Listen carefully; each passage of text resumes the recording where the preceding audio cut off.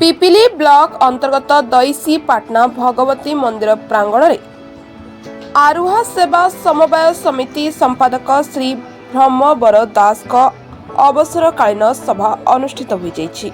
दीर्घ वर्ष धरी समिति प्रति निष्ठा सत्यता और कर्तव्य निष्ठा सह कार्य करि आसुवा श्री ब्रह्मवर दास आज निज कार्यकाल अवसर ग्रहण करिसेंति। तांको दीर्घ सेवा जीवन में समितिर उन्नति चाषी और सदस्य मानक हितरे अनेक स्मरणीय अवदान रहितवा कथा सभारे उपस्थित अतिथि माने मत प्रकाश करथिले। अवसरकालीन सभारे समितिर कर्मकर्ता सदस्य अंचल गण्यमान्य व्यक्ति और स्वेच्छु माने उपस्थित रही श्री दास को निष्ठा पर सेवा को भूरी भूरी प्रशंसा करथिले। सेमाने कहितले जे तांको अनुभव मृदुभाषी स्वभाव और दायित्वबोध समिति पाई सदा स्मरणीय होई रहिबो। एही अवसर में तांको पुष्प गुच्छ उत्तरीय प्रदान करी सम्मानित कर दितला। भाव विह्वल परिवेश मध्य उपस्थित समस्ते तांको आगामी जीवन सुस्वास्थ्य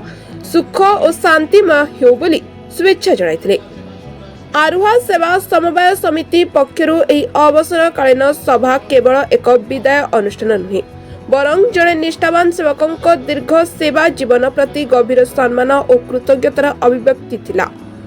आरुहा सेवा समवाय समितिर सभापति परशुराम महापात्र अध्यक्षतार आयोजित एही अवसरकालीन सभारे गोविंदपुर सरपंच सौदामिनी दास समिति सभ्या कविता खटई शाखा परिचालक विकास रंजन परिड़ा सांबादिक पूर्णचंद्र नायक उपसभापति मिनती साहू समाज सेवी श्यामसुंदर विश्वाल प्रमुख एही कार्यक्रम में जोग देथिले।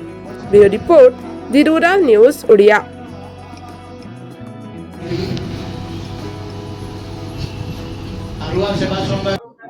देखो आरुहा सेवा समवाय समिति मोर राजनीतिक जीवन ये आरंभ होती तेणु सबु मोर चेष्टा केमती समवाय क्षेत्र में आरुहा सेवा समवाय समिति पुरी जिला हो कि ओडिशा हो सेठी गोटे अग्रणी सेवा समवाय समिति होगी रहिबो सेही चेष्टार फलस्वरूप आज ये संवर्धना सभा गोटे वार्ता जावा दरकार सारा राज्य को जे गोटे छोटिया संस्था सेवा समवाय समिति तार संवर्धना सभारे जमी आपण मैंने आज शह शह चाषी आज उपस्थित होती बोधे पुरी जिले में कौन सी जगार यू हो तेणु यही प्रकार वार्ता जाऊ जे समवायर उन्नति हेले चाषीर उन्नति हम चाषीर उन्नति हेले गाँव उन्नति हम गाँव उन्नति हेले देशर उन्नति हम तेणु यही उन्नति का समवाय को मूल भाव में ग्रहण करने ये चेष्टा आज आमर ये चलती आज आम रिटायर्ड हेले अवसर नेले जो संपादक से ए समवाय समितिर संपादक नथिले एक काले एक धारा से ए अंचल चाषी मानकर त्राणकर्ता थिले। आज आरुहा कोऑपरेटिव सोसाइटी संपादक जहाँ डाक नाम भुवनी ब्रह्मवर दास आज अवसर कि गोटे आश्चर्य मुझे अतिथि भाव जोग देती अंचल जड़े चाषी ये अतिथि भाव जोग देखिली जे गोटे नुआ कथा जो सोसाइटी संपादक एत भल पाँच अंचलवासी तांकर आज संवर्धना सभारे प्राय बोधे आपण मैंने देखुं 300 ऊर्ध्व चाषी एवं समवाय भी एकाठी होती से ये अंचल प्रति भल पाइबा थिला एवं समवाय आंदोलन को से व्यापक करते जो आज आरुहा कोऑपरेटिव सोसाइटी एक अग्रणी सोसाइटी भूमिका नहीं चाषी मैंने से सेवा पाई से आदर आग्रह अच्छी बोली से आज आसते समस्ते संबोधित करने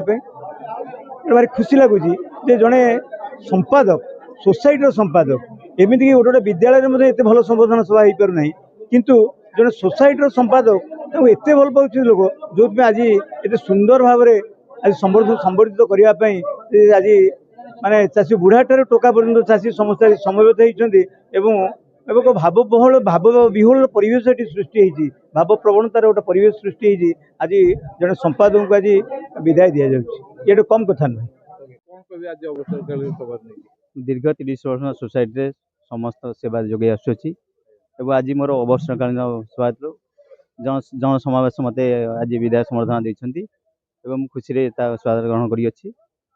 देखो दीर्घ वर्ष धरी काम करते चाषी अवसर पर पूरी चाषी मैंने चाहते कौन सेवा कर निश्चिंत मु सेवा मुझे दिन पर बंची चाषी मान सेवा सेपन कर मोर लक्ष्य। मु रघुनाथ जेना आरुआ समवाय समितिर जड़े मेम्बर भवन बाबू मोर होउछन्ती सांग से दीर्घ 30 वर्ष समवाय समितिर संपादक भाव कार्यनिर्वाह करछन्ती से सुख दुखरे सबू लोकଙ୍କ पाखरे पहुँचନ୍ତି जो समय जो लोकर अभाव पूरण से करछन्ती से गोटे अमायिक लोक पुरी जिले में कौन संपादक एपरि अभ्य शपथ दि जाए ना जे कि आज एटा विरल तेणु मुझे चलापथ कुसुमित हो से दीर्घ आयुष जन्म लाभ करतु एति मोर कामना। गोटे गोटे पद कहूँ जो भगवती पीठ आम रुंड होचे भुवना ना भुवना दास ब्रह्मवर दास यौथ परिवार जन्म माने केते कष्ट केते अहंकार माने करी कष्ट सोसाइटी गढ़ी जो टाइप लेवल नहीं तुम विश्वास कर पकेट रू पैसा दे चाषी की धान अभाव नहीं किणार कि लोकर अभाव नहीं एनी मोमेंट पैसा मैंने दुख रहे से सब सोसाइटी आजन्म हो रहे